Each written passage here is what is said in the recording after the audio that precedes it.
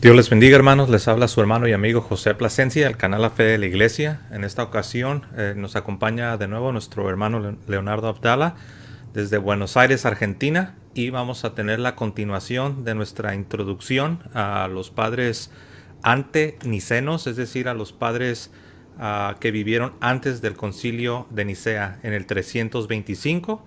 Hemos estado cubriendo lo que también se conoce como los padres apostólicos, quienes fueron discípulos de los apóstoles, y vamos a estar también viendo a otros que también fueron discípulos de los apóstoles, y también estaremos transicionando a los discípulos de los discípulos de los apóstoles. Así de importante es considerar estos escritos, porque ellos bebieron, por decirlo así, de la misma fuente apostólica que viene de nuestro Señor Jesucristo. Y bueno, ya vieron, aquí está nuestro hermano Leonardo Abdala. Hermano, ¿cómo estás? Dios te bendiga. ¿Cómo estás?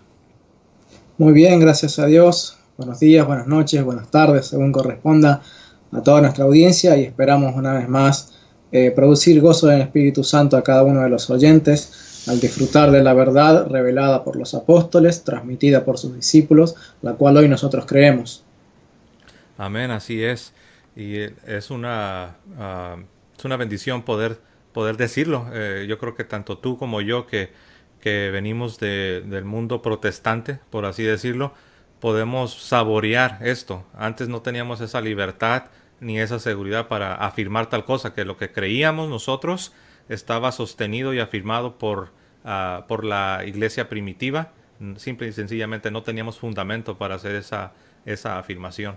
Bueno, y ahora pues hay que compartir lo que hemos ido aprendiendo. Y bueno, ya vimos, para los que no nos siguieron, si tú estás viendo este video, debes saber que esa es la segunda parte de la introducción. De modo que si no has visto la primera parte, te invitamos a que vayas y busques ahí en la opción de los videos, busques la primera parte de la introducción a los padres de la iglesia, a los padres apostólicos. Y esta es la segunda parte. Ya vimos en la ocasión pasada, vimos el documento de la Didache o la Didache. Estuvimos viendo a Clemente de Roma, San Clemente de Roma, quien fue uno de los primeros papas de la iglesia. Y también estuvimos viendo a San Ignacio de Antioquía, quien fue discípulo del apóstol Juan, fue ordenado por el mismo apóstol Pedro. Si Antioquía les dice algo, ustedes recordarán que las escrituras nos dicen que fue en Antioquía donde por primera vez se les llamó a los discípulos cristianos. Pues el pastor de esta iglesia, el obispo de esta iglesia, nos dice que la iglesia es católica, algo que muchos ignoran. Bueno, pues vamos a continuar ahora sí con el siguiente padre. En esta ocasión vamos a estar viendo a Policarpo. ¿Te parece bien, Leonardo, si vemos a Policarpo? Sí, antes, si me das un minuto Sí, claro. para mostrarles la bibliografía que hemos estado consultando. Uh-huh. Lo hicimos en el video anterior. Queríamos repetirlo nada más. Patrología de Johannes Quansten, de la editorial Bach. Historia de la Iglesia Católica, también de la editorial Bach. Este es de Yorka Villoslada. El autor es Yorka Villoslada. Y Padres Apostólicos. A ver, ahí creo que lo pueden ver. Uh-huh. También de la editorial Bach. Traducción de Daniel Ruiz Bueno. Nada más eso para que los que quieren consultar estas versiones, estas obras se consiguen en digital, están en internet, hay que tomarse el trabajo de buscarlas, y están en PDF, se pueden conseguir. Así es, muy buenas recomendaciones. Y bueno, los últimos dos libros son un poco más difícil de ser conseguidos, pero vale la pena.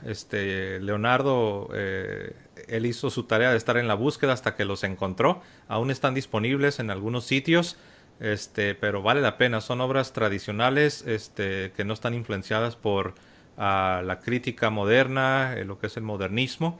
Y les recomendamos estos libros que Leonardo nos ha mostrado. Muy bien. En Amazon vimos un par, no sé creo que te pasé los links, no sé si los podrás poner. En Amazon vi un par de estos libros disponibles para la compra, usados. Nuevos ya no se consiguen. Sí, están fuera de impresión. Y pienso que es importante que sepan ustedes que nos están siguiendo. Los últimos dos libros están fuera de impresión. El primero de Quasten, gracias a Dios, todavía se sigue publicando. Bueno, pero estaremos poniendo los links ahí en la descripción del video para que al menos tengan la referencia bibliográfica y puedan darse a la búsqueda de estas obras. Muy bien. Bueno, pues vamos a ver entonces a Policarpo, que es alguien muy conocido. Incluso recientemente hay una película que se hizo sobre Policarpo. Tanto ha crecido la popularidad que aún entre algunos grupos protestantes se está despertando el interés por Policarpo. Pero bueno, vamos a ver primeramente lo más básico de Policarpo. Muy bien, aquí como pueden ver en pantalla tengo la fotografía de Policarpo. Fue la última que le tomaron. ¿No es cierto? Obviamente es solamente una representación, un dibujo ahí. Pero bueno, tenemos que él ha sido discípulo del apóstol Juan, de San Juan Apóstol. Esto es muy importante. Algunas personas, sobre todo protestantes, cuando uno les habla acerca de los padres apostólicos, quienes fueron discípulos de los mismos apóstoles, ellos tienden a menospreciar estos escritos, diciendo, no, lo único que importa es ir a las cartas que están en el Nuevo Testamento, lo cual es absurdo, porque San Pablo claramente nos dice la importancia de enseñar a hombres fieles que fueran idóneos para enseñar también a otros. Entonces vemos que así es como se transmitía lo que es la tradición apostólica, de manera escrita, como lo tenemos en el Nuevo Testamento, de manera oral, como está reflejada en estos escritos de estos llamados padres apostólicos, entre ellos San Policarpo de Esmirna, quien fue discípulo del apóstol Juan. Bueno, ya lo mencioné, obispo de Esmirna. Ustedes recordarán, en el libro del Apocalipsis, en el capítulo 2, en el verso 8, se menciona esta iglesia, la iglesia de Esmirna, que está ubicada en lo que era conocido como la provincia de Asia. No nos referimos al continente asiático, como se le conoce hoy en día, sino estamos hablando de una provincia del mundo romano, una provincia del Imperio Romano. Es la provincia de Asia. Bueno, en Asia se encontraba esta ciudad de Esmirna y tenía un obispo, y este obispo era Policarpo, discípulo del apóstol Juan. Bueno, sabemos que Policarpo fue martirizado en el año 156, es la fecha tradicional para referirse al año en que fue martirizado, que murió por causa de su fe, por dar testimonio de nuestro Señor Jesucristo. Se coincide que Policarpo nace alrededor del año 70. Vemos cómo nace en este auge en que los apóstoles estaban predicando el evangelio por todas partes. Conoció a los apóstoles, de quienes aprendió las doctrinas de Cristo, particularmente del apóstol Juan.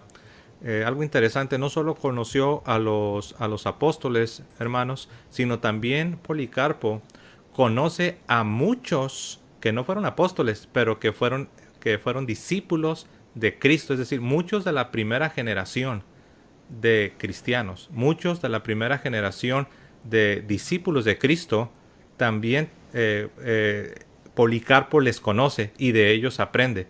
Muchas veces se nos olvida que no solo fueron los apóstoles, sino, por ejemplo, se nos dice en el libro de los Hechos, se nos da un número de 120. Después San Pablo, refiriéndose también a los primeros discípulos, habla incluso de 500. Entonces había mucha gente que bebió directamente de la fuente.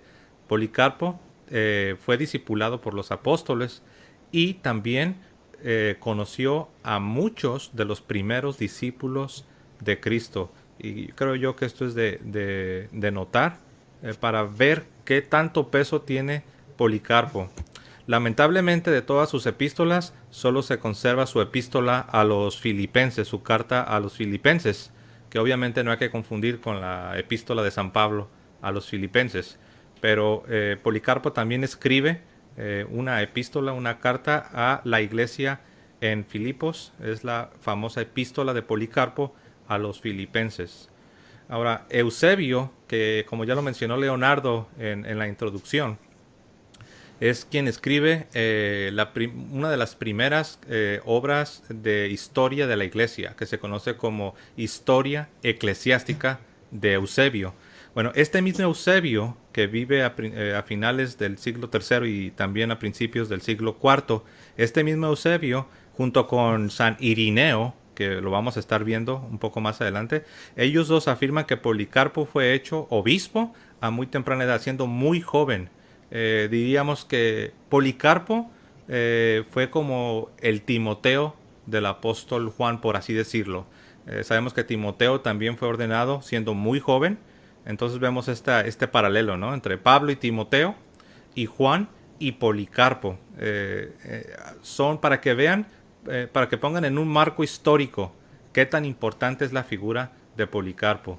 Entonces, así como Timoteo fue enseñado y discipulado y ordenado por el apóstol San Pablo, de manera muy semejante, Policarpo es ordenado, es discipulado, es instruido por el apóstol Juan. A mí me pareció muy interesante y creo que es digno de notar. También esta información que les he dado de que Policarpo fue ordenado siendo muy joven, no solo Eusebio e Ireneo, sino también incluso Tertuliano y San Jerónimo. Ustedes sabrán, San Jerónimo es el que nos da la traducción de las Sagradas Escrituras al latín, conocida como la Vulgata, que incluso por protestantes es reconocida como una de las traducciones más importantes, y aún los traductores, para sorpresa de quizás de muchos protestantes, aún los traductores, los comités de traducción protestantes, siempre que van a hacer una traducción, la Vulgata no puede faltar. Muchos la denigran por ignorancia, obviamente, pero la Vulgata es de importancia. Y bueno, San Jerónimo y Tertuliano también, ellos dan testimonio acerca de cómo el apóstol Juan es quien ordena a Policarpo siendo muy joven. Bueno, Policarpo hizo un viaje a Roma, y este viaje lo hizo con el propósito de visitar a Aniceto, que resulta que Aniceto era el obispo de Roma, era el papa. Y alguno dirá, bueno, ¿y por qué hace un viaje tan largo de Esmirna hasta Roma, siendo ya de edad muy avanzada? Porque cuando hace este viaje es antes de su martirio, y Policarpo había sido martirizado de edad muy avanzada, al menos 86 años de edad. Antes de su martirio, él viaja a Roma para visitar al Papa Aniceto, para tratar algunos temas doctrinales y algunas prácticas. Y esto nos habla ya de la primacía que tenía la iglesia, y en particular el obispo de Roma, sobre las demás iglesias. No solo una primacía de honor, como los griegos ortodoxos. Ellos dicen que sí es cierto que los sucesores del apóstol Pedro en Roma tienen una primacía, pero solamente una primacía de honor, un respeto especial. Pero no, sino que también había una primacía de legislación, es decir, de gobierno. Había una primacía en cuanto a los asuntos de doctrina y de práctica. Por eso tenemos a este gran hombre que era reverenciado en toda Asia, y en toda la iglesia por extensión, Policarpo, siendo un anciano, casi al final de su vida, se embarca en un viaje largo y que era algo muy difícil de hacer. Y va a Roma para tratar asuntos doctrinales y también algunas prácticas, entre ellas en qué fecha se tenía que celebrar la Pascua. Porque en Asia, en la provincia del Asia, tenían una fecha en la que ellos celebraban la Pascua, mientras que en Roma y en la región de las iglesias alrededor de Roma celebraban en otra fecha. Y fue para tratar estos asuntos, lo cual nos habla de la primacía del obispo de Roma, como está testificado en muchos otros escritos. Pero bueno, continuando, y por causa del tiempo, tenemos que ir adelante. San Ireneo de León, o de León, como algunos dicen, se nos dice que en Roma, cuando Policarpo llega a Roma, se enteran de su llegada, y era un hombre muy famoso, era un hombre, como ya lo mencioné, muy reverenciado y muy respetado. Se acercan a escuchar a Policarpo los marcionistas y los valentinianos. que son dos sectas, son dos grupos de herejes que se desviaron de la fe apostólica, que más adelante Leonardo y yo estaremos hablando sobre esto. Los valentinianos y los marcionistas se acercan para escuchar a Policarpo y muchos de ellos se convierten a la fe apostólica, a la fe católica. Poco tiempo después de su regreso de este viaje a Roma, que había ido a visitar al Papa Aniceto para tratar asuntos doctrinales, Policarpo es arrestado, es torturado y es martirizado, siendo un hombre de edad muy avanzada, como ya lo mencioné, al menos 86 años, porque él dice que tenía 86 años sirviendo a Jesucristo, obviamente refiriéndose de su bautismo al tiempo en que estaba siendo martirizado. Entonces, si fue bautizado siendo un bebé, tendría 86 años. Si fue bautizado en su infancia, como algunos otros lo han sugerido, entonces tenía más de 86 años, para que se den una idea de qué edad tenía. Bueno, él ha sido martirizado en el año 156, aproximadamente es la fecha tradicional, el año 156. Y algo interesante de Policarpo, hermanos, no tenemos mucho material de Policarpo. Él escribió muchas epístolas y solo ha sobrevivido su epístola o su carta a los filipenses. Las demás están extintas, pero hay algo interesante. Nuestro hermano Leonardo la vez pasada nos habló de Ignacio, San Ignacio de Antioquía, y este mismo San Ignacio de Antioquía es alabado por el mismo Policarpo, y Policarpo ordena que imiten la vida y la piedad de Ignacio, que imiten y sigan su enseñanza. Ahora, ¿esto por qué es importante? Es importante porque cuando uno va a los escritos de Ignacio de Antioquía, uno se va a dar cuenta de lo que se conoce como la catolicidad de la fe cristiana. Se ven todos los distintivos, o se ven muchos, más bien tendría que decir, muchos de los distintivos de la fe católica están presentes. Se habla de una jerarquía, se habla de una Eucaristía, que es el cuerpo y la sangre de Cristo. Se nos habla de aspectos que solo pertenecen a la fe católica, que si eres protestante no son parte de tu sistema. Bueno, pues Policarpo alaba a Ignacio y manda a los creyentes a imitar la vida, la piedad y la doctrina de Ignacio de Antioquía. A mí esto me parece muy importante, lo cual confirma la apostolicidad y catolicidad del mismo Ignacio, pero es interesante ver cómo Policarpo también confirma a Ignacio de Antioquía. Déjenme ver aquí. Bueno, ya les mencioné que él pastoreó en la iglesia que se menciona en el Apocalipsis, el capítulo 2, el verso 8. Podemos hablar incluso, hermanos, de lo que se conoce como el martirio de Policarpo, pero lo vamos a ver en otro video, así lo hemos determinado. La verdad, tengo en este momento la tentación de compartir con ustedes la historia de su juicio, entre comillas, pero eso lo vamos a ver en otro video donde vamos a hablar de martirios. Voy a dejarlo aquí. No sé si Leonardo tengas por ahí alguna acotación, algún comentario, Leonardo.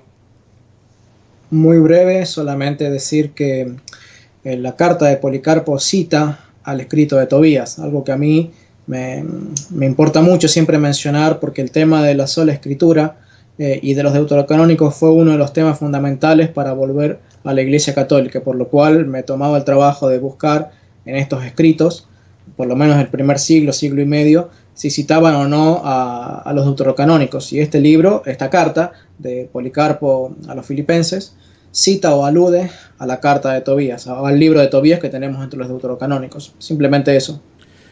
Así es, sí. Dicho sea de paso, ya para pasar al siguiente, ustedes van a notar algo. Si ustedes van al internet y consiguen los escritos de los padres apostólicos o compran los libros, van a notar algo, que ellos cuando citan las escrituras citan lo que se conoce como los libros deuterocanónicos. Eso creo, manténganlo en mente. Ellos no hacen nada. De hecho, la palabra deuterocanónicos ni existía en ese tiempo.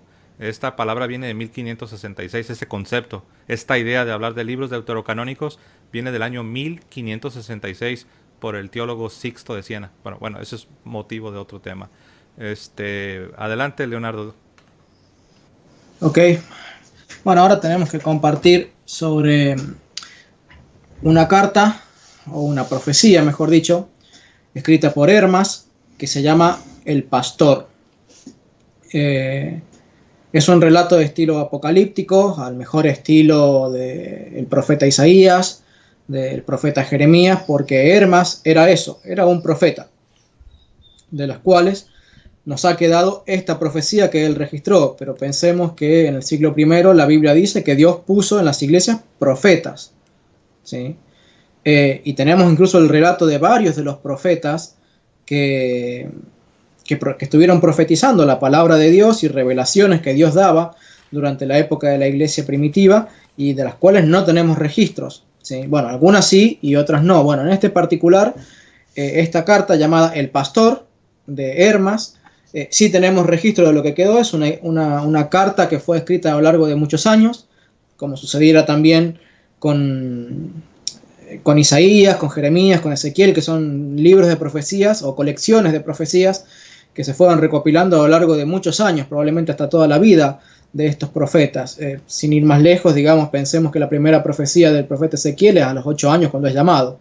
Ezequiel o Jeremías, no me acuerdo cuál de los dos fue llamado a los 8 años de edad, y a partir de ahí hasta el momento de su muerte, siendo ya anciano, todo su libro de profecías cubre un espectro de, no sé, de 40, 50, 60, 70 años. Bueno, en el caso del pastor de Hermas también ocurre eso, y es muy importante por algo que ya voy a mencionar un poquito más adelante de esta misma carta. Entonces es un relato de estilo apocalíptico, es decir, profético, que trata de revelaciones que se le dieron a Hermas, que es un profeta de la iglesia de Roma, ¿sí? Son dos figuras o dos personajes, por así decirlo, los que le revelan las diversas profecías que se van dando en diversos momentos de la vida de Hermas. Una de estas es una mujer, primero que se presenta como anciana, y después esa misma mujer se rejuvenece hasta parecer como novia, ¿sí? Y cuando Hermas, confundido, pregunta de quién era, cuál era la identidad de esta mujer, le dice que era la iglesia, que existía desde siempre en la mente de Dios y que a partir de Cristo se hizo realidad, y por eso se muestra esta anciana, esta mujer, como una iglesia antigua, pero rejuvenecida como novia, como la novia de Cristo, la futura esposa de Cristo. Entonces, este es uno de los personajes que les da revelaciones, es la iglesia personificada que le da revelaciones a Hermas, y el otro es un ángel que se presenta a sí mismo como un pastor, y de ahí el nombre del libro, El Pastor de Hermas, ¿sí? La tradición relata que Hermas es el compañero de Pablo mencionado en Romanos 16:14, a quien, ustedes saben, Romanos capítulo 16 es un listado de personas que estaban en Roma, a las cuales el apóstol Pablo saluda muy afectuosamente, y Hermas era uno de ellos. Bueno, este Hermas es el que recibe las profecías. Esto lo coloca en los tiempos apostólicos como alguien que habrá escuchado las predicaciones de Pablo. No sabemos si habría sido discípulo o no de Pablo, no sabemos si habría sido compañero de viaje o no de Pablo. Lo cierto es que Pablo lo conoce y habría sido de los creyentes fieles que estaban allí, y lo coloca como un contemporáneo de los apóstoles y los discípulos apostólicos. No nos olvidemos eso, porque su doctrina, la doctrina de Hermas, tiene por necesidad que ser ortodoxa para que haya podido ser aceptada por la iglesia de Roma, que había estado siendo pastoreada por Pablo, por Pedro y por los discípulos de estos apóstoles. En su infancia él había sido un ex esclavo que fue liberado por una cristiana en Roma. Recordemos que este tema de comprar esclavos para liberarlos era una práctica muy común de parte de los cristianos, especialmente de los adinerados. Policarpo, por ejemplo, es uno de los tantos casos que, siendo esclavo cuando niño, fue liberado por una mujer cristiana. Y también Hermas, habiendo sido un esclavo, fue comprado, liberado en el mercado de esclavos y puesto en libertad, y él se congregó allí en la iglesia de Roma. Es un hombre al que le fue bien con los negocios, se dedicaba a la agricultura y tuvo toda una serie de campos cultivados a los costados de una de las rutas de Roma. ¿Por qué es importante mencionar esto? Porque es a lo largo de ese camino y en esos espacios, en esos cultivos, en donde estas visiones tienen lugar. Él era un hombre muy piadoso, pero como en muchos casos, hombre piadoso, pero con familia que tal vez no estaría a la altura de la fe del padre. Era algo que se daba con mucha frecuencia. Recordemos 1 Corintios 7, donde habla con mucha frecuencia de el varón que tiene a su esposa que no es creyente, o la mujer que tiene a su esposo que no es creyente. Bueno, este caso le había ocurrido algo similar a Hermas. Él era muy piadoso, pero sus hijos apostataron durante las persecuciones de Nerón y tal vez quizás alguno otro, por lo cual traicionaron después también a los propios padres. O sea, cometieron el pecado no solamente de traicionar a Cristo, sino de traicionar a los padres, y en su apostasía no se habían arrepentido, sino que vivieron toda una vida licenciosa. Y en las visiones se le presenta no solamente los pecados de los hijos, sino también los pecados de su esposa, que se la trata como una lengua suelta, que evidentemente no era muy prudente en su hablar. Y todas esas cosas, la iglesia le reprocha a Hermas, como el responsable de ese hogar, le reprocha el no haber sido un hombre de carácter lo suficientemente firme como para educar con paciencia, pero insistencia y constancia, a los de su casa. Por lo cual también la carta, cuando uno la empieza a leer, uno siente un poco, por así decirlo, un llamado de atención hacia la responsabilidad que tenemos los varones como padres. En cuanto a la fecha, hay dos fechas que se proponen como posibles. Una es la fecha temprana, que se corresponde a lo que son el primer grupo de profecías que recibió Hermas. ¿Y cómo sabemos que fueron de una época temprana? Porque la misma iglesia, que es quien le da estas profecías, le encarga que Hermas le entregue estas revelaciones a el obispo de Roma, a Clemente Romano, el que ya hemos mencionado en el video anterior. Y como sabemos que Clemente de Roma falleció entre el 96 y el 98, después de Cristo, entonces ya tenemos una fecha de cuándo pudieron haber sido recibidas, o una fecha máxima de cuándo pudieron haber sido recibidas estas visiones que recibió Hermas, por lo menos la primera mitad. Hay otro grupo de visiones en donde el fragmento muratoriano que fue escrito en el siglo II indica que fueron escritas durante el pontificado del hermano de Hermas. ¿Okay? El fragmento muratoriano ya es uno de los tantos escritos del siglo II que reconoce la existencia de papas en el siglo I y en el siglo II. En este caso, hablando del Papa Pío I, que era el hermano carnal, digamos, hermano de sangre, de este Hermas, ¿sí? Y este Papa Pío I es pontífice durante los años 140 a 150, por lo cual tendríamos un primer grupo de revelaciones que fueron escritas antes del fallecimiento y martirio de San Clemente Romano, y un segundo grupo durante el pontificado de Pío I. Muchas veces, y este es uno de los problemas que vamos a traer a la memoria en diversas ocasiones, respecto de la datación temprana o tardía de los escritos, y en esto voy a hacer un pequeño paréntesis que no tiene mucho que ver con Hermas, sino más bien con la fecha de datación de todos los escritos, ¿sí? Hay algo que pasa, que muchas veces los escritos son escritos originalmente y luego son copiados, pero son copiados a lo mejor 150, 200 años después, 300, 400, 500 años después, y quien lo escribe habla a lo mejor en latín, o habla en un latín mucho más moderno. Entonces adapta el lenguaje y el idioma, y tal vez hasta el estilo de la carta, al lenguaje o idioma de quienes van a ser los receptores de la nueva copia, ¿sí? Y esa es otra de las causas también por las que muchas veces las cartas tienden a fecharse de forma tardía. ¿Por qué? Porque lo que se descubre es una copia tardía, no el original, una copia tardía. Entonces, según la forma de escritura, la forma en la que escriben las letras, qué letras utilizan, por ejemplo, en el castellano antiguo, la S se escribía como F. Vos agarrás cualquier libro escrito en el 1600, 1700 y tenés que leer Cristo en vez de Cristo, ¿sí? Y tenés que saber que la F es S, ¿sí? Bueno, eso pasa, y eso sirve también y se utiliza para fechar las fechas, las cartas. Pero ¿qué es lo que sucede? La crítica moderna tiende a fechar tardíamente porque lo que mejor encontró es una copia tardía del escrito original. Entonces se basa en eso para decir, no, el pastor de Hermas del siglo III, del siglo IV, algunos dicen que es un apócrifo, pero tenemos el testimonio que dice que fue escrito parte de él al menos durante el siglo I y parte de él durante el siglo II, ¿sí? Entonces está el tema de que hay cartas que fueron escritas a lo largo de muchos años, y por eso hay referencias tempranas y también hay referencias tardías dentro de la carta, y la crítica moderna trata de fecharla tardíamente a toda la carta. Y la tradición trata de decir, no, hay parte del escrito que fue escrito primeramente. Y otra de las causas por las que tienden a fecharse tarde es justamente por esto, porque lo que a veces se encuentra en una biblioteca es un escrito tardío, una copia tardía, donde a lo mejor hay cambios en el lenguaje, cambios en las palabras, cambios en la tipografía, cambios en el tipo de manuscrito, que hacen que la gente diga, no, este escrito es del siglo IX, o esta carta es del siglo V, no puede ser nunca del siglo I. Bueno, errores que cometen los que están empeñados, especialmente los protestantes, están empeñados en desacreditar toda la patrística, todos los escritos que comprueban que la Iglesia Católica defiende las doctrinas enseñadas en los siglos primeros. Volviendo al tema del pastor de Hermas.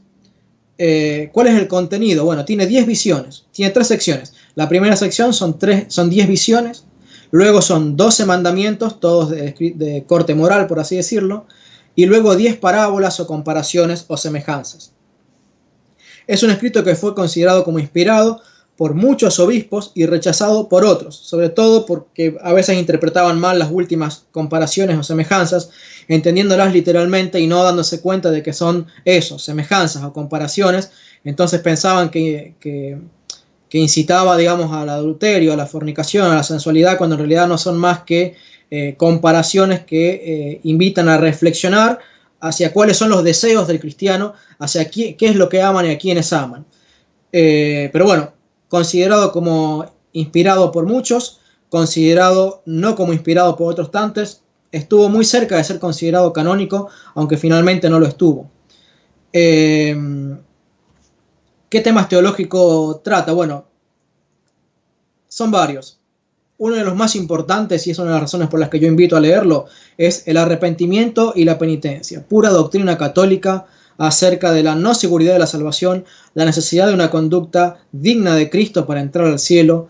Y es interesante que este libro de Hermas es uno de los pocos escritos que muestra la categoría o cómo Dios mira de diferente manera a los que obran de diferente forma, ¿sí? Pone los ejemplos de diversas piedras, de diversas formas, o de ramas con un grado de verdor o de sequedad, y así, o piedras sacadas de un lugar o sacadas de otro, y utiliza todas esas comparaciones para establecer diversos grados de santidad, mostrando los que eran muy santos, los que tenían cosas para ser trabajadas, aquellos que se les iba a dar una segunda oportunidad pero andaban caminando por la cornisa, por así decirlo, y aquellos que directamente iban a ser rechazados por más que llevaran el nombre de cristianos y cumplieran con todos los sacramentos. Otro tema que trata es la cristología, y aunque corresponde a una cristología bastante básica y primitiva, toca ciertos aspectos de la cristología llamándole el Hijo de Dios. Toca el tema de la Iglesia, acerca de quién es, qué representa, qué busca, quiénes la componen, cómo se construye, cómo la guardan, cómo es edificada. Bueno, un montón de temas al respecto de la Iglesia. Obviamente no es la visión protestante en lo absoluto.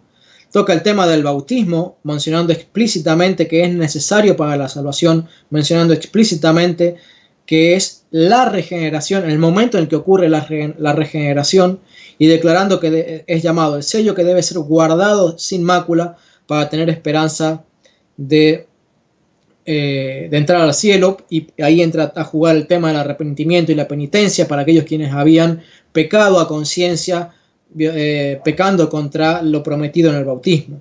Habla del tema de las segundas nupcias, del ayuno, del celibato, del martirio y del adulterio. Y son los temas más importantes, como siempre decimos, no los únicos. Este es un escrito que prácticamente no cita o no tiene referencias a otras cartas. Curiosamente, a pesar de que todos los otros escritos están llenos de referencias a los escritos apostólicos, al Antiguo Testamento o al Nuevo Testamento en general, Hermas carece de citas. Es un relato exclusivo de profecías recibidas, que uno puede encontrar alusiones al Antiguo Testamento tal vez, pero no referencias directas, no citas. No sé si querés añadir algo más. No, de hecho muy completo. Pues ahí lo tienen, hermanos, el pastor de Hermas. Me viene a la mente, como ya lo mencioné brevemente, ¿no? Algunos, o más bien muchos protestantes tienden a menospreciar lo que son estos escritos que estamos viendo, ¿verdad? Que son en este caso los padres apostólicos. Pero de hacer eso, caer en ese error, tener esa actitud de menospreciar y no ni siquiera considerar lo que tengan que decir los padres apostólicos, en la realidad va contra el espíritu de los apóstoles. Lo voy a leer. Dice, tú pues, dice San Pablo a Timoteo en su segunda carta, capítulo 2, verso 1. Tú pues, hijo mío, esfuérzate en la gracia que es en Cristo Jesús. Lo que has oído de mí ante muchos testigos, esto encarga a hombres fieles que sean idóneos para enseñar también a otros. Entonces aquí vemos varias generaciones. Pablo hace referencia a sí mismo, hace referencia a Timoteo, le pide que él enseñe a otros hombres, que es la siguiente generación, para que esa tercera generación enseñe a una cuarta generación. Los hombres de los que hemos estado hablando, los escritos de los cuales hemos estado hablando, hermanos, pertenecen a estas generaciones, pertenecerían a una segunda, tercera y cuarta generación. Entonces decir, no, a mí no me importa lo que sucedió en la segunda, tercera o cuarta generación, es ir en contra de las mismas palabras del apóstol San Pablo, que dijo, esto es importante, esto se debe tener en cuenta. Solamente a manera de paréntesis, ¿por qué es Sí, importante considerar sí. esto? Uh -huh. Hay un video en mi canal que justamente hice hace algunas semanas atrás que se titula El depósito de la fe, ¿por qué el canal se llama así? Donde justamente hago una explicación bastante amplia de este versículo y otros más relativos a este tema de la transmisión del depósito de la fe. Si quieren, si podés poner después el link para que lo puedan ver, donde ampliamos un poquitito este tema de quiénes son y por qué la Biblia nos lleva, nos invita a leer, a considerar y a obedecer, no a menospreciar, sino obedecer a estos escritores de la iglesia primitiva. Así es, y bueno, estaremos dejando el link para los que quieren ir y ver este video donde se habla en particular de este tema. Muy bien, vamos a avanzar hacia el siguiente.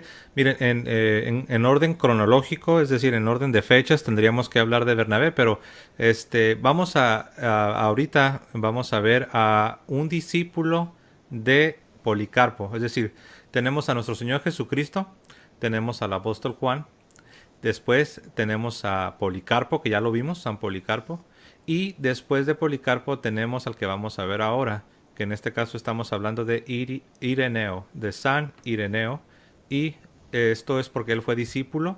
Después vamos a estar hablando de Bernabé, pero miren, Ireneo, como se le conoce, San Ireneo de León, algunos traducen León, según sea el caso. Él fue de origen asiático, repito, no del continente asiático, no de la China o del Japón, sino de la provincia romana de Asia. Eso es importante, esto es parte de la geografía bíblica. Pero bueno, él nace en Esmirna y precisamente ahí es donde él se convierte en discípulo de Policarpo. Esto es muy importante, hermanos. Tenemos a nuestro Señor Jesucristo, después tenemos al apóstol Juan, después tenemos a Policarpo y después tenemos a Ireneo de León. ¿Ok? Entonces, él nace aproximadamente en el año 137. Algunos lo fechan incluso un poco antes, alrededor del año 126. Entonces, su nacimiento puede ser del año 126 al 137 aproximadamente. Él fue quizás el teólogo más brillante de su tiempo. Él también fue un defensor, lo que ahora llamaríamos un apologeta, un defensor de la fe católica, de la fe cristiana. Y como ya lo mencioné, él nace en Esmirna, donde Policarpo era el obispo. Después, aproximadamente 40 años después, Ireneo aparece en otra ciudad, en la región de Galia, que sería la moderna Francia. No sabemos los detalles exactos de cómo llega de Esmirna, cómo es que se traslada a Lyon, a la región de Galia, repito, la moderna Francia. Y ahí, en ese lugar, en tiempo de persecución por parte del emperador romano Marco Aurelio, como referencia histórica, a ustedes que les gusta el séptimo arte, el cine, hay una película llamada El Gladiador. Bueno, supuestamente la película ocurre en tiempo del emperador romano Marco Aurelio, que dicho sea de paso, en la versión original de esta película Gladiador hay una escena donde se ve la persecución de los cristianos. Bueno, volviendo a Ireneo. Es en este tiempo, en el tiempo de la persecución por parte del emperador romano Marco Aurelio, es que Ireneo es ordenado. Es ordenado como obispo, y esto es muy importante. Leonardo, en el video pasado, él preguntaba, ¿no? A ver, hablemos de qué significa ser ordenado. Significa que no cualquier persona puede ser un obispo, no cualquier persona puede ser un pastor. Tú no puedes ordenarte a ti mismo. Necesitas la imposición de las manos de otro varón que también recibió la ordenación de otra persona que a su vez tiene sus raíces y su origen en los apóstoles y por extensión en Cristo mismo. Es lo que conocemos como la sucesión apostólica. Bueno, pues ahí se le ordena como un sucesor apostólico a Ireneo y él se convierte en el obispo de León o el obispo de Lyon en la moderna Francia. Entonces él no fue obispo porque él quiso, él no fue obispo porque fue a una escuela y allá lo graduaron. No, él fue obispo porque fue ordenado por los hombres que venían de los apóstoles mismos. Y yo creo que esta parte es muy importante. Um, Regresando aquí a esta imagen que ustedes pueden ver, ya lo mencioné, fue un teólogo muy brillante, fue un defensor de la fe, lo que se conoce como un apologeta. Él fue discípulo, ahí aparece conoció, pero igual, como en la Biblia, ¿no? Conocer no significa así ver a una persona a lo lejos y decir, oh, yo lo conozco, no. Es una relación cercana, él fue discípulo de San Policarpo.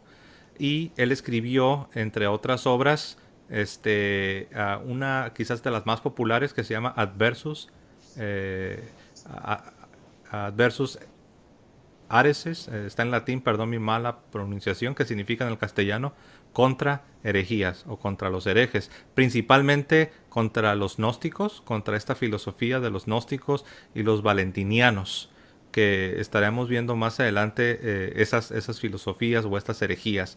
Son formas de pensamiento que se iban desviando de la tradición apostólica. San Ireneo de Lyon defendió la tradición apostólica. Él habló también y defendió la sucesión apostólica.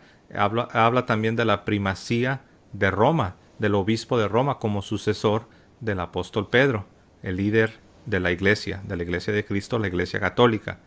Ahora, en cuanto a la tradición apostólica, y aquí yo quiero hacer un poco de énfasis. En cuanto a la tradición apostólica, cuando él habla de la tradición apostólica, lo hace porque resulta que los herejes, ellos lo que hacían era citar porciones de la escritura para tratar de dar validez a sus argumentos, para tratar de demostrar que ellos eran, por decirlo así, la verdadera iglesia. Y citaban una porción de aquí y citaban otra escritura de allá, del Antiguo Testamento y del Nuevo. Y en ese momento, cuando Ireneo se da cuenta de esta estrategia de estos grupos que habían abandonado la iglesia, es en ese momento donde él, en uno de sus escritos contra las herejías, él les pregunta, dice, ¿de dónde han salido las iglesias de ustedes? En otras palabras, ustedes no tienen la tradición apostólica. ¿Quién ha ordenado a sus pastores? ¿Tus líderes, tus pastores? ¿Quién los ordena? ¿Quién los instituye al ministerio sagrado? ¿Quién les ha dado la autoridad para ejercer a su vez autoridad sobre sus congregaciones? ¿De dónde viene la validez de su liderazgo? Y es ahí donde él empieza a hablar de la tradición de los apóstoles. Y algo que yo quiero decir, cuando San Ireneo habla de la tradición apostólica, yo he escuchado a algunos protestantes que dicen, ah, no, sí, pero cuando él dice tradición apostólica se refiere a las cartas del Nuevo Testamento, se refiere a lo que ya está escrito, lo cual no es cierto, porque cuando él habla de la tradición apostólica no solo se refiere a la parte escrita, sino también se refiere a la parte oral, se refiere a la enseñanza y a las prácticas que fueron heredadas de una generación a otra generación, como lo dice San Pablo. Timoteo, yo quiero que tú instruyas a hombres que sean idóneos, fieles, para que ellos también puedan enseñar a otros varones. Esa es la tradición apostólica. Y Ireneo utiliza la tradición apostólica para demostrar que los argumentos de estos grupos que se habían apartado de la iglesia, los valentinianos, los gnósticos, no tenían fundamento, no tenían una validez, porque ellos habían, por decirlo así, ordenado a sí mismos. Ellos se habían instituido a sí mismos. Sus iglesias habían sido instituidas por ellos mismos. Iglesias entre comillas, obviamente estoy usando la palabra de una manera muy laxa, muy general, ¿no? Pero bueno, aparte de esta obra que se llama Contra herejes, hay otra que se llama Demostración de la predicación apostólica, que aquí es donde se tocan algunos de los temas que ya he mencionado. Ireneo fue ordenado por otro obispo que había sido ordenado, como ya lo mencioné, por los mismos descendientes de los sucesores de los apóstoles, que se llamó Pontino. Pontino es quien ordena a Ireneo para ser un obispo. Y eso es interesante, porque hay listas en la iglesia, tenemos listas de la sucesión apostólica. Tal obispo ordenó a tal obispo, y este obispo a su vez ordenó a este obispo, que en turno ordena a tal y a tal obispo. Eso es la sucesión, es una especie de cadena, una especie de genealogía, por decirlo así, apostólica, que puede ser trazada. Y cuando digo puede ser trazada, no me refiero así solamente decirlo con la boca. Cuando digo que puede ser trazada, me refiero que hay documentación. Aún en la actualidad, mientras estamos hablando, hay obispos que tienen su linaje, que tienen una genealogía que en muchos casos se remonta a tiempos apostólicos. No en todos los casos es posible tener la documentación, pero hay muchos casos de obispos donde uno puede seguir su genealogía y va hasta los mismos tiempos apostólicos.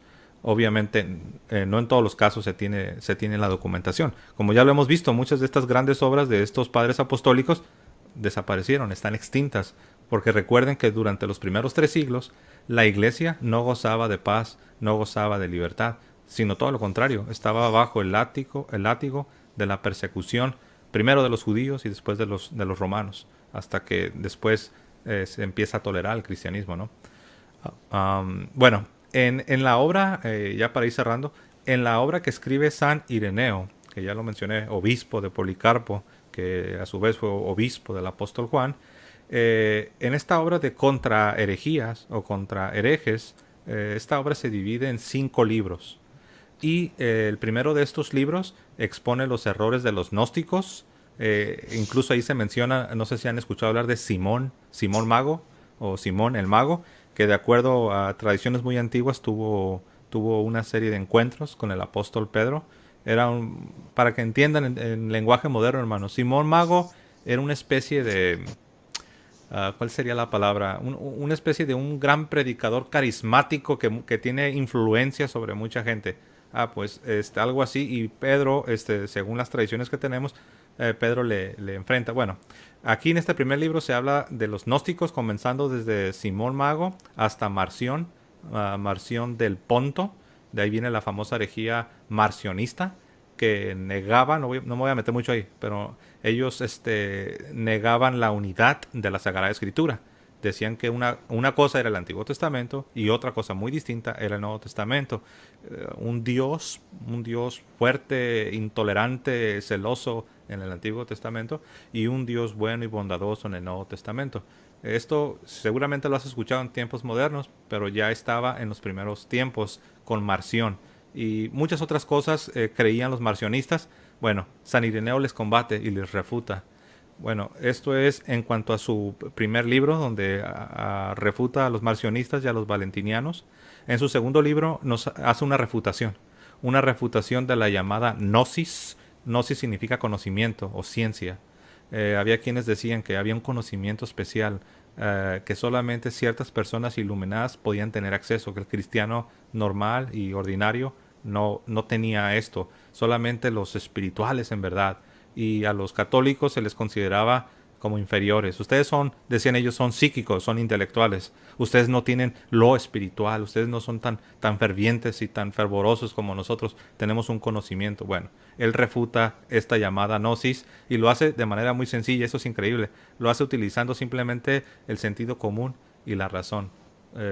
Pregunta y respuesta y cuestiones así. Después, en el tercer libro, San Ireneo demuestra que la norma de fe, y aquí les va para nuestros hermanos separados que les gusta hablar mucho de la norma de fe. Dicen, la norma de fe es la Sagrada Escritura y la regla, y ahí todo está aquí. Bueno, San Ireneo, que fue discípulo de Policarpo, y Policarpo discípulo del apóstol Juan, San Ireneo nos dice que la norma de fe es la tradición apostólica, que incluye la parte escrita y la parte oral. La parte escrita la tenemos aquí en el Nuevo Testamento, y la parte oral existe en la vida de la iglesia y se va pasando de una generación a otra principalmente por medio de los maestros de la iglesia, los obispos, y él habla de eso. Esa es la norma de fe de acuerdo a los padres apostólicos. Es la tradición apostólica que incluía la parte escrita y la parte oral. Él señalaba que los herejes se habían apartado de esta regla.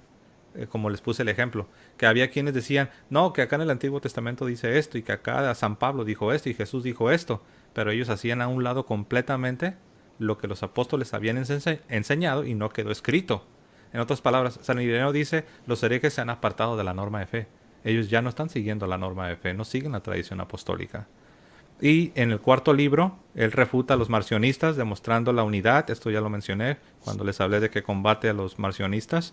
Pero en específico en el cuarto libro, él refuta a los marcionistas y demuestra que entre el Antiguo y el Nuevo Testamento hay una unidad de origen, es decir, del mismo Dios, y de propósito, es decir, el contenido que tenemos en el Antiguo y en el Nuevo Testamento. Por último, el quinto libro habla de las últimas cosas y habla de una armonía que existe en todo el plan divino. No es de que Dios tenía un plan en el tiempo del Antiguo Testamento y de repente el plan falló, y Dios comienza con un plan ex nihilo, es decir, de la nada, de cero, porque el primer plan falló. No, hay una unidad, hay una armonía en la historia de la salvación, y él habla de ese tema en su quinto libro. En las obras de Ireneo constantemente se van a citar los libros que ahora les llamamos deuterocanónicos, que son 7, pertenecen al Antiguo Testamento, y que los protestantes rechazan. Ellos, a partir de Martín Lutero, comienzan con la sospecha y después con el rechazo del todo de los 7 libros que ahora se les conoce como los deuterocanónicos, que, como ya les dije de paso, esta palabra deuterocanónico o esta idea de libros deuterocanónicos viene del 1622 con un teólogo católico llamado Sixto de Siena, pero antes no había una distinción. Esto sale y nace de la controversia protestante. Pero aquí vemos a San Ireneo como constantemente alude a los hoy llamados libros deuterocanónicos como Sagrada Escritura. Ni siquiera intenta defenderlos, ¿no? Los cita como algo natural. Y bueno, a mí me ha parecido interesante. Bueno, aquí voy a parar y no sé si Leonardo, antes de pasar a lo siguiente, tiene alguna acotación, algún comentario. No, bastante completo ha sido lo que has comentado. Creo que ya por una cuestión de tiempo incluso también pasaríamos a San Justino, para ya dar por cerrado el video de hoy. Este San Justino nace aproximadamente en el año 100 después de Cristo, de origen pagano, ¿sí? Vos mencionabas recién que San Ireneo era conocido como tal vez el mayor teólogo del siglo II. Bueno, este San Justino es conocido como el mayor apologeta del siglo II. ¿Por qué? Porque él se dedica a defender la fe de dos grandes enemigos. Por un lado, el mayor de todos, el que los estaba martirizando, que era Roma, los paganos, por medio del Imperio de Roma, y por otro lado, los judíos, que instigaban constantemente al Imperio Romano a que también los persiguiera, sea porque los acusaba, porque los denunciaba como cristianos, y así iniciaban las persecuciones. Ahí estás mostrando unas fotos que son muy interesantes, unos diagramas. El que estás mostrando ahora tiene que ver con la cronología, más o menos las fechas aproximadas en las que fueron escritos los diversos escritos de estos padres apostólicos o padres de la iglesia que estamos considerando. Y en la anterior, no sé si podés volver, José, por favor. Muchas gracias.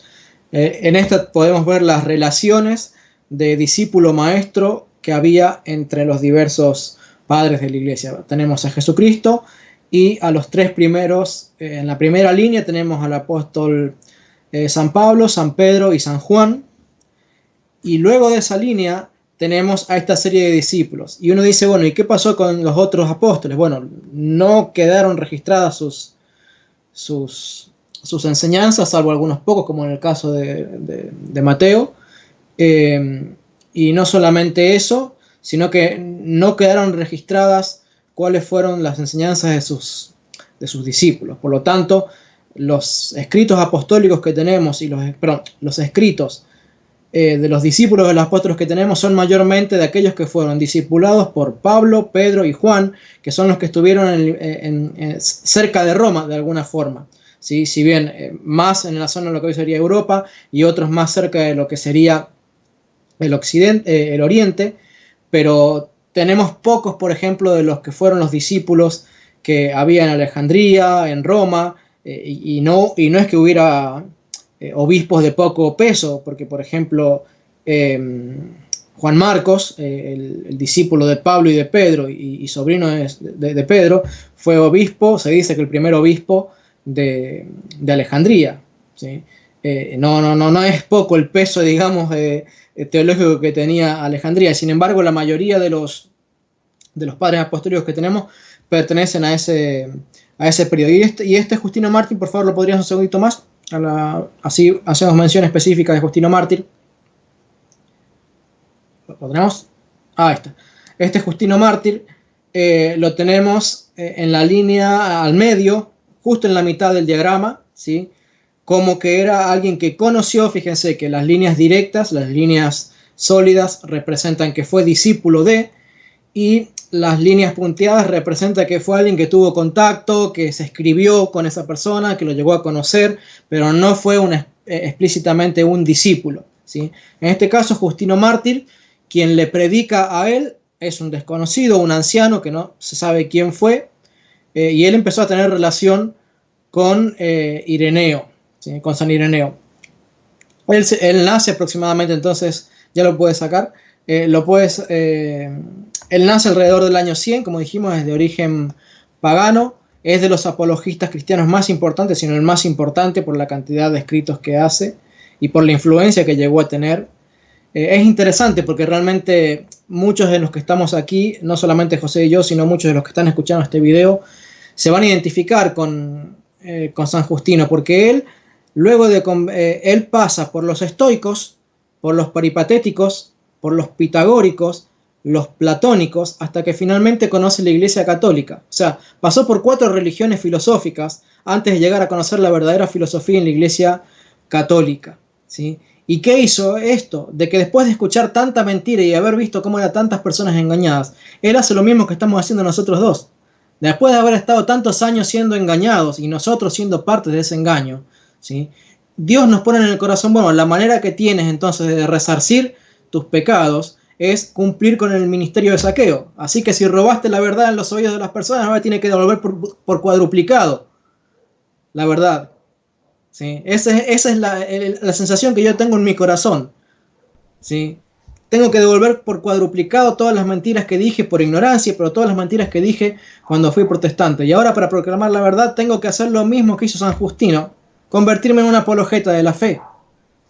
Él pasó por escuelas filosóficas, entonces su estilo de apología era filosófica, no era una apología teológica, aunque obviamente enseñaba con teología, sino más bien con argumentos filosóficos. Luego de deambular por estas falsas filosofías, entonces cuando se convierte se dedica a difundir la verdadera filosofía. Tertuliano también lo reconoce así, como el filósofo, Justino el filósofo, y él se reconoce como el filósofo. ¿Qué escritos tenemos de él? No hay muchos, pero sin duda que los que tenemos son importantes. Tenemos 2 apologías contra los paganos, una de ellas contra o sea, no contra los emperadores, sino dirigida a los emperadores, y otra dirigida en general al pueblo romano, ¿sí? Justino estaba convencido de que el pueblo cristiano era odiado y perseguido porque era desconocido o mal conocido por los romanos, ¿sí? Entonces él lo que intenta hacer como sus argumentos para defender la fe es exponer la doctrina cristiana tanto en una como en otra apología, ¿sí? Una en el primer caso dirigida al emperador Antonino Pío, y el otro y a sus asesores Marco Aurelio y Lucio Vero, y los otros a los paganos en general. Y lo que les está diciendo es que juzguen a los cristianos con verdad, no por lo que se dejen llevar por las calumnias, porque pensemos que las calumnias que habían, sea de parte de los paganos o de los judíos, llegaban a los oídos de los emperadores, que pensaban que los cristianos eran criminales, pero de la peor calaña. Y ahí tenemos, por ejemplo, la famosa calumnia donde se los acusaba de vampirismo, ¿no es cierto? O se los acusaba de canibalismo, porque decían, ustedes se comen la carne y se beben la sangre de las personas. ¿Por qué? Porque los cristianos confesaban y jamás negaban que comían y participaban físicamente de la carne que fue crucificada en la cruz de Cristo y la carne que fue resucitada. Y decían y afirmaban beber de la misma sangre de Cristo en la Eucaristía. Entonces, los que no tenían ni la más remota idea de lo que era y representaba y ocurría en la Eucaristía, los acusaban de canibalismo, y eso era un pecado gravísimo en Roma, y lo mismo que el vampirismo. Entonces eso llegaba a los oídos de los emperadores, y estos estallaban en rabia diciendo, estos no son dignos de vivir en nuestro imperio, hay que masacrarlos, y así como esto se bebía en la sangre de las personas, bueno, su sangre se la van a beber las fieras. Y ustedes se comían la sangre, la carne de ustedes también se la van a comer las fieras, y los mandaban al Coliseo. Entonces, un poco este es el argumento que utiliza San Justino de explicar la verdadera doctrina católica, porque él cree que por ignorancia, como ocurre hoy con los protestantes, por ignorancia de lo que realmente significan las doctrinas católicas, somos acusados, somos calumniados, y bueno, nosotros sabemos cuáles son nuestros argumentos, porque vos y yo, José, seguramente durante nuestro tiempo de ignorancia, muchas veces habremos acusado, con ignorancia, pero habremos acusado a la Iglesia Católica. Bueno, nos hubiera gustado en su tiempo leer a San Justino para poder aprender un poco de lo que es la verdadera doctrina católica. Otro de sus escritos más famosos es lo que se conoce como los diálogos con Trifón, o el diálogo con el judío Trifón, que lo que es una transcripción de un debate que ocurrió con un rabino judío, ¿sí? Y él obviamente en esta transcripción la adorna, la embellece, le pone algunos argumentos más, de manera que no quede tan cruda, por así decirlo, como puede llegar a ser un debate en vivo e indirecto, ¿sí? Decíamos que los romanos no eran los únicos que eran hostiles, sino también los judíos, que evidentemente consideraban al cristianismo como una secta malévola, como una deformación horrible de las tradiciones de Moisés. Entonces, basándose en el Antiguo Testamento, Justino buscó mostrarle a los judíos que, aunque su religión no era errónea, estaba incompleta, porque no habían creído en Jesucristo como el Mesías prometido. Y otras de las obras que hay de él son fragmentos de otras obras que están perdidas, ¿sí? Entonces, 3 obras principales: una apología dirigida a los emperadores, una apología dirigida al pueblo romano en general, a los paganos en general, y otra apología dirigida a los judíos, y otros fragmentos de obras perdidas. ¿Cuáles son los temas importantes? Bueno, pensemos, creo que no lo dije, que todas estas obras son escritas entre el 148 y el 161 aproximadamente. ¿Cuáles son los temas que San Justino toca en sus escritos? Bueno, uno de ellos es como Platón dice, aprende su filosofía influenciado por el Antiguo Testamento, porque San Justino tiene un estilo muy particular de apologética, que es tender puentes. Ya vamos a ver, no creo que lo veamos hoy, lo vamos a ver en otra ocasión, cuando comparemos el estilo de San Cipriano o de San Justino con, por ejemplo, el estilo apologético de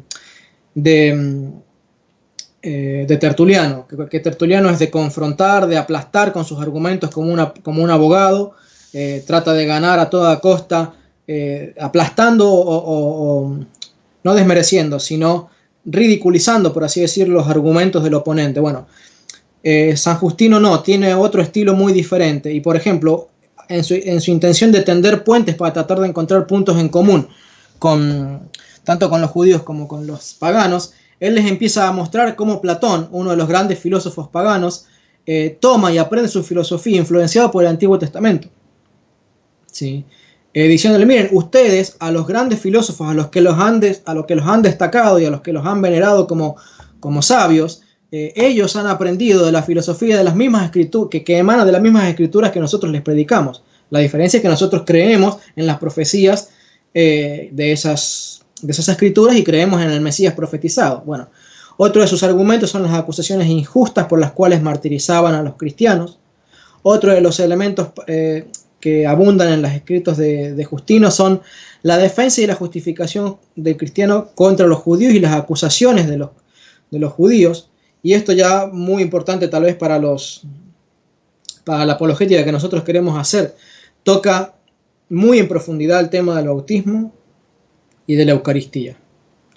Es uno de los que más habla acerca de la Eucaristía como un sacramento, como el cuerpo de Cristo, los cuidados que había que tener al participar de ella. Bueno, un montón de cosas que son muy católicas y que cualquier protestante que lea eso se da cuenta de que esto no es protestante, esta no es doctrina protestante, ¿sí?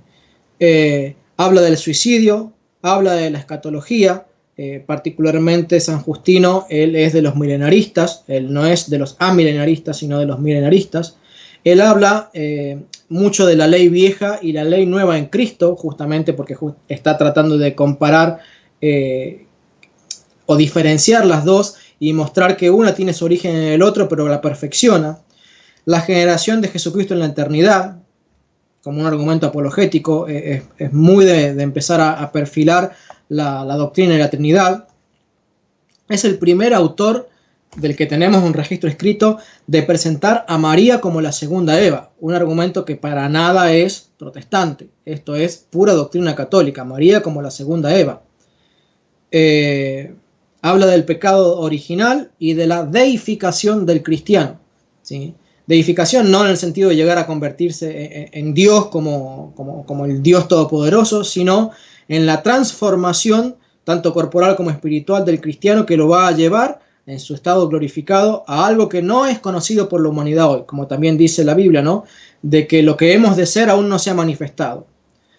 Y habla mucho también acerca de los ángeles santos y los ángeles caídos, enseñando cosas sobre ellos que evidentemente tampoco coinciden mucho con la doctrina católica. Pero bueno, en particular, no sé si te tenés ahí a mano el libro de Tertuliano, pero Tertuliano escribió, según lo que dice la Wikipedia, aproximadamente unos 37 libros, ¿sí? De los escritos más católicos, ninguno de ellos aparece en este escrito, este documento traducido por Alfonso Ropero, que es Lo mejor de Tertuliano. ¿Se acuerdan que le dijimos que, bueno, si no hay otra cosa que comprar, pueden comprar ese libro, ¿sí? Pero se van a encontrar con comentarios anticatólicos y se van a encontrar con traducciones anticatólicas. Pero ese libro no te va a mostrar, no te va a incluir, por ejemplo, el libro que escribió Tertuliano sobre el bautismo o sobre la Eucaristía. No te va a mostrar sobre la hermenéutica que utilizaba para escribir las cosas, ¿sí? No te va a incluir el libro que habla sobre el martirio, y no te va a incluir un montón de otros textos que hablan, por ejemplo, de la edificación del cristiano y del pecado original, y mucho menos los que hablen de María como la segunda Eva. ¿Por qué? Porque demostrarían que San Justino era católico, ¿sí? Volvemos a decir lo mismo, los protestantes quieren hacernos creer que los padres de la Iglesia eran protestantes de alguna manera, basándose en malas traducciones y basándose en no incluir entre los escritos que ellos difunden aquellos escritos que prueban que son católicos. Nada más, José. Sí, de hecho, sí, gracias por todos estos comentarios. Ahorita que te escuchaba, por ejemplo, ahorita que hablabas, ¿no? De cómo algunas veces los libros que editan las editoriales protestantes, muchas veces pues la traducción no es la mejor, tratan de ocultar el lenguaje católico, como mencionaste. Por ejemplo, borran la palabra penitencia y le ponen arrepentimiento, o borran la palabra caridad o limosnas, o todo ese lenguaje que es parte de la tradición de la iglesia, lo tratan de eliminar, ¿no?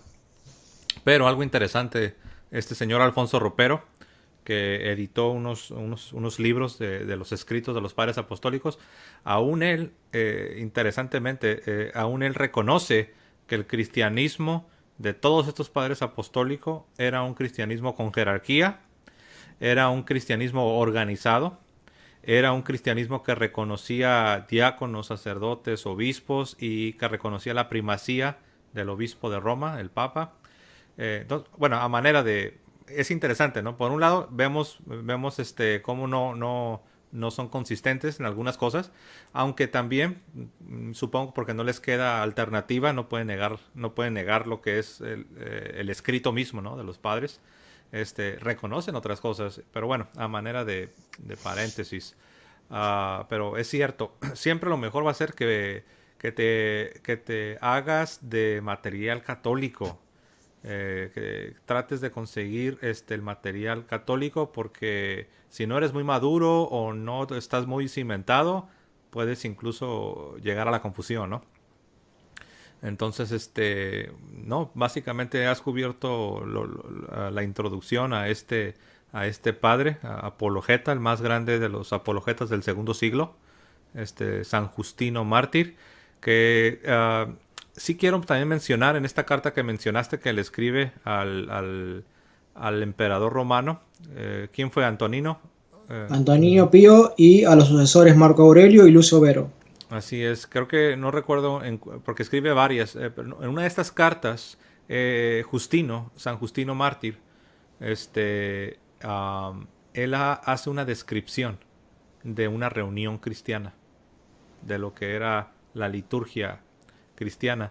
Y es interesante que en esta descripción, cualquier persona que la lea se da cuenta que no está describiendo el culto evangélico, por así decirlo, el culto protestante, no está describiendo lo que sucede en una iglesia bautista o en una iglesia pentecostal, sino que él lo que hace es describir básicamente lo que sucede en la liturgia católica, lo que sucede en la liturgia de la iglesia católica. Nos habla de una Eucaristía como cuerpo y sangre de Cristo, habla de oraciones no en un estilo libre, por así decirlo, hablando lo que a uno se le viene a la mente en ese momento, sino habla de oraciones litúrgicas, habla de, en otras palabras y en pocas palabras, hace una descripción de una liturgia, como algunos lo dicen, de iglesia alta. No habla de algo así bien en un estudio, en una casa, donde cualquier persona puede hablar y tú dices lo que se te viene a la mente. No, habla de algo estructurado, organizado, algo muy litúrgico.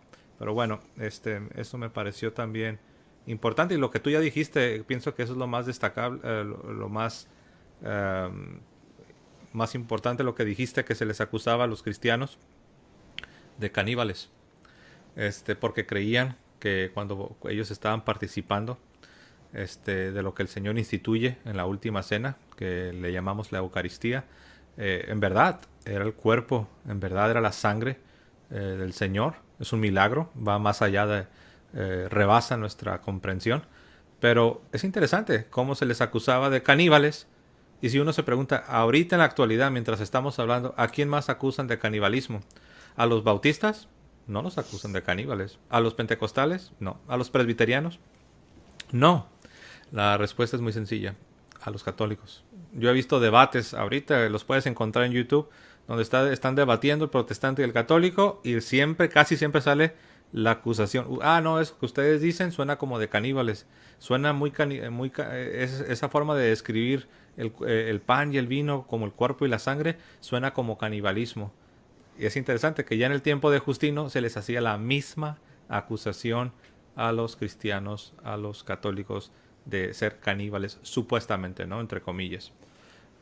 Muy bien, ¿no? Pues no sé si tienes ahí algunos comentarios ya para concluir, Leonardo, a manera no solo de Justino, sino de estos padres. No, simplemente recordar que bueno, se suscriban a los canales, que miren, nosotros, especialmente vos que tenés un canal con más antigüedad, tenés varios videos que hablan sobre algunos de los temas que hemos mencionado nosotros. Tenés videos que hablan de la Eucaristía, videos que hablan sobre la Escritura, que hablan sobre el canon. Yo en mi canal voy a empezar a armar algunos videos sobre el tema, pero bueno, siempre son bienvenidas las visitas a mi canal, que se suscriban, que activen la campanita, que nos apoyen. La gente muchas veces viene a YouTube, escucha el video, pero no sabe cómo colaborar. Y bueno, una de las formas más importantes en las que puede colaborar es suscribiéndose, dándole like, comentando y compartiendo el video con quienes puedan, en sus redes sociales, por WhatsApp, como sea. Pero eso le está diciendo a YouTube que este video está interesante, que vale la pena ver, que despierte el interés en las personas. Entonces YouTube mismo va a mostrarle este video a personas que ustedes no conocen. Y es la manera en la que YouTube da a conocer nuestros canales a otras personas. Cuando ustedes se suscriben, cuando ustedes le dan like, cuando ustedes comentan en nuestros canales y cuando ustedes comparten nuestros videos en otros canales. Eso le está diciendo a YouTube, estos videos valen la pena, y es la manera en la que ustedes mismos se hacen partícipes de las recompensas que recibiremos nosotros como apologetas. Recuerden que dijo el Señor, que quien dé un vaso de agua a un profeta recibirá la recompensa que recibe el profeta. Bueno, quien comparta el video que da o que graba un apologeta recibirá la recompensa por haber participado del ministerio del apologeta. Así que sean partícipes de este ministerio. Ustedes también tienen la posibilidad de recibir las recompensas de Cristo al difundir y dar a conocer estos videos entre sus conocidos y quienes tengan al alcance de su mano. Amén, así es. Para los que no saben cómo se llama el canal de Leonardo, bueno, ahí ha estado durante toda la transmisión. En la parte de abajo ahí pueden ver su nombre, Leonardo Abdala. Entre paréntesis tenemos el Depósito de la Fe. Ese es el canal, visítenlo. Y bueno, apoyemos a nuestro hermano suscribiéndonos, y eso sirve también como una preparación para la serie de videos que el hermano va a estar subiendo a su canal. Les animo, hermanos. Y bueno, yo quiero terminar leyendo el pasaje que ya hemos al que hemos aludido en un par de ocasiones. Segunda carta de San Pablo a Timoteo, el capítulo 2, y voy a leer el verso 1 y 2. Tú pues, hijo mío, esfuérzate en la gracia que es en Cristo Jesús. Lo que has oído de mí ante muchos testigos, esto encarga a hombres fieles que sean idóneos para enseñar también a otros. Vemos la generación del apóstol Pablo, vemos la generación de Timoteo, vemos la generación de los hombres fieles que San Pablo pide a Timoteo que enseñe, y vemos también la cuarta generación, que son los otros que se mencionan al final del verso 2. Aquí tenemos 4 generaciones. Estas 4 generaciones, si las acomodas en orden cronológico, estarían abarcando a los hombres que hemos estado mencionando. A San Clemente de Roma, a Ignacio de Antioquía, Bernabé, a Policarpo, Ireneo, la Didache. Todo esto entra en el marco de estas 4 generaciones que San Pablo tiene en mente. Pero obviamente no se limita a 4 generaciones.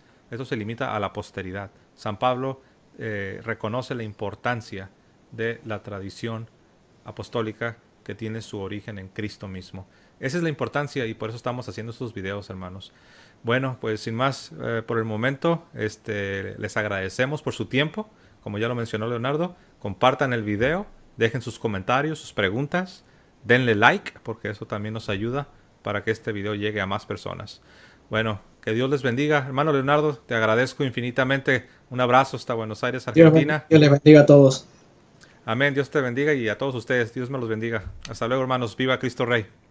Amén, viva Cristo.